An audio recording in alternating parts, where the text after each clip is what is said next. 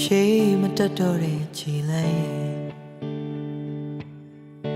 မင်းအထိန်ချုပ်တဲ့ကဘာငယ်ထားရခဲ့တော့မယ်ကိုပြစ်မရှိပါပဲနဲ့မင်းပြောထွက်ခဲ့ပါတယ်ဟုတ်တဲ့ကိုစိတ်မချလို့ပါကွာ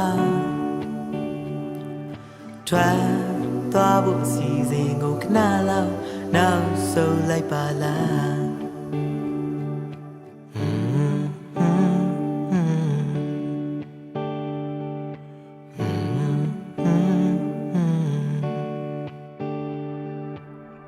တကယ်မရှိတဲ့နှုတ်ဆက်လေးအိမ်မတက်တဲ့ကိုရဲ့